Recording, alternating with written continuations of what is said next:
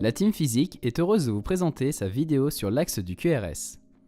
Dans cette vidéo, nous allons vous montrer comment, à partir d'un ECG et de ses dérivations, nous pouvons calculer l'axe électrique du cœur, appelé aussi axe du QRS. On va découper cette vidéo en 3 parties. Nous ferons d'abord des rappels sur le cercle du QRS et ses dérivations.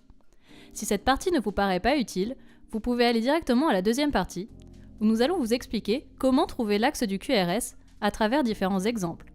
Nous terminerons cette vidéo avec un exercice d'application. Pour calculer l'axe du QRS, il va nous falloir un cercle pour reporter les angles des dérivations. Ce cercle se base directement sur l'homme. On va donc le tracer autour de lui en passant par ses mains et ses pieds. On considère le centre de ce cercle comme étant l'origine du dipôle du cœur. Pour mesurer nos angles, il nous faut un axe de référence. On le place à l'horizontale, passant par le centre du cercle. On considère 0 degré à droite et 180 degrés à gauche. Le cercle se lie dans le sens horaire, à l'inverse du cercle trigonométrique. On considère le dipôle du cœur au centre de cet homme. On trace un vecteur qui part de ce dipôle et qui va vers les pieds, que l'on appelle AVF. F comme foot en anglais. Dans ce cercle, ce vecteur correspond à plus 90 degrés. On fait pareil avec le bras gauche, on trace le vecteur AVL, L comme left, situé à moins 30 degrés. Attention, AVL nous apparaît à droite sur le cercle, car le bonhomme est en face de nous. La gauche et la droite sont donc inversées. Il nous reste à tracer le vecteur qui part du cœur vers le bras droit, qui nous donne le vecteur AVR, R comme right en anglais. L'angle que forme AVR par rapport à 0 degré est de moins 150 degrés, soit toujours 30 degrés par rapport à l'horizontale, comme AVL, mais cette fois-ci depuis 180 degrés. On a donc déjà 3 angles dans notre cercle du QRS. Mais comme on en veut toujours plus en physique, on va ajouter 3 vecteurs en plus, D1, D2 et D3. Ces vecteurs se constituent à partir des 3 premiers. Tout d'abord D1, qui part de la main droite et va vers la main gauche. Quand on reporte au centre du cercle, cela nous donne un angle de 0 degré. D2, quant à lui, part de la main droite et va vers les pieds. Quand on le reporte au centre du cercle, cela nous donne un angle de plus 60 degrés.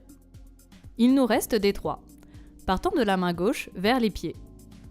Quand on le replace au centre du cercle, cela nous donne un angle de plus 120 degrés.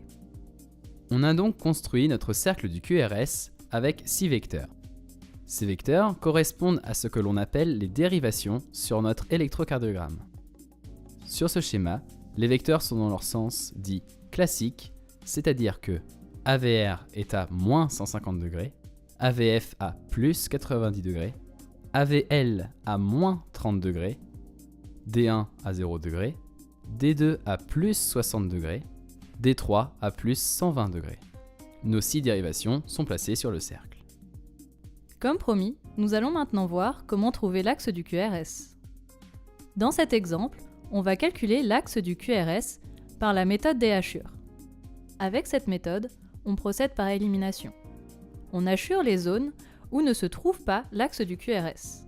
Il restera donc une zone non hachurée contenant l'axe.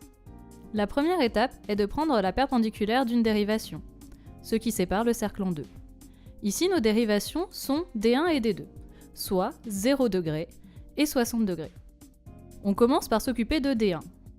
On trace la perpendiculaire de D1. On détermine ensuite si notre vecteur est orienté dans son sens classique ou non, car l'axe du QRS et le vecteur sont dans le même demi-cercle. Si la dérivation est positive, notre vecteur est orienté dans son sens classique. Si elle est négative, il est dans le sens opposé. Dans notre cas, D1 vaut plus 5 mm. Il est positif, donc orienté dans son sens classique. L'axe de notre QRS sera donc entre moins 90 degrés et plus 90 degrés. On hachure la zone où ne se trouve pas l'axe, soit entre plus 90 degrés et moins 90 degrés. On répète l'opération avec les autres dérivations. Ici, on connaît aussi D2. Sa perpendiculaire passe par moins 30 degrés et plus 150 degrés. D2 est positif. L'axe du QRS est donc entre moins 30 degrés et plus 150 degrés. On hachure la zone où ne se trouve pas l'axe, soit entre plus 150 degrés et moins 30 degrés. La zone non hachurée est comprise entre moins 30 degrés et plus 90 degrés. Notre axe du QRS est donc entre moins 30 degrés et plus 90 degrés. Ici, on a deux dérivations, AVR et D3. AVR est positive. Le vecteur sera donc orienté dans le sens classique, soit moins 150 degrés.